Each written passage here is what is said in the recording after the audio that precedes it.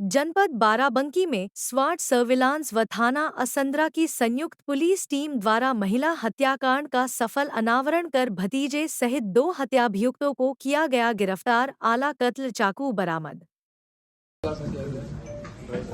10 तारीख को थाना असंदरा जनपद बाराबंकी में एक सूचना मिली कि नसीपुर गांव में एक मर्डर हो गया। तत्काल हम सभी अधिकारियों ने वहां पर मौके पर गए और फील्ड यूनिट, हमारी सर्विलांस स्वाट की टीमें वहां पे लगी। आरंभिक स्तर पे ये था कि ये पूरी तरह से ब्लाइंड मर्डर दिख रहा था। परिवार को भी बिल्कुल इस बात की आहट नहीं थी कि कोई उनकी रंजिश है या कोई बात है इसके पीछे। परिवार से और आसपास से कोई सपोर्ट नहीं मिल रहा था। फिर हमारे एसपी साहब, सीओ आरएस घाट और स्वाट और सर्विलांस फील्ड यूनिट, हमारी सभी टीमें चीज़ों को एक एक करके जोड़ते देखने शुरू हुई। कई एंगल आया उसमें पहले, फिर हम लोगों ने उसको नैरो डाउन किया। धीरे धीरे बाद में मालूम चला कि जो अभियुक्त है वो मृतका के परिवार का ही है और वो उनके देवर का लड़का है।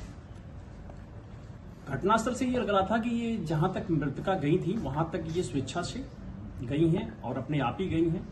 नॉर्मल तौर पे वहां पे गांव के जो महिलाएं थी वो शौच के लिए नहीं जाती थी उस एरिया में, और वहां तक जाना पानी का डब्बा और लेकर के, तो जो सिचुएशन थी, मौके की परिस्थितियां थी, उससे ये साफ था कि यहाँ पर ये स्वेच्छा से आई और वो किसी निश्चित तौर पे किसी आत्मीय व्यक्ति या विश्वास में लेकर के आए और इनके ऊपर यहाँ पे हमला किया गया होगा। उन परिस्थितियों में हम लोगों ने इलेक्ट्रॉनिक सर्विलांस से लेकर के सीसीटीवी कैमरों का भी मदद लिया मौके पे। फिर ये निकल के आया, ये जो श्रवण है उस परिवार का ही है और इनसे इनके इलिसिट रिलेशंस काफी दिन से डेवलप हो गए थे।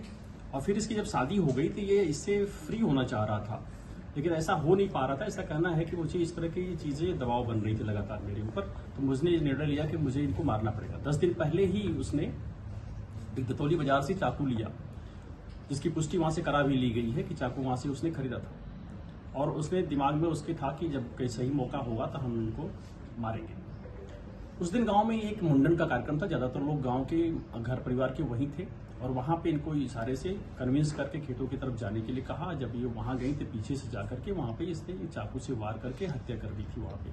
और फिर अपने दोस्त राजेंद्र को एक बताया और राजेंद्र के हिसाब से ये सब गए, एक जगह चाकू फेंके और फिर एक शराब की दुकान पर वहां पे इन लोगों ने ड्रिंक किया, शराब पी।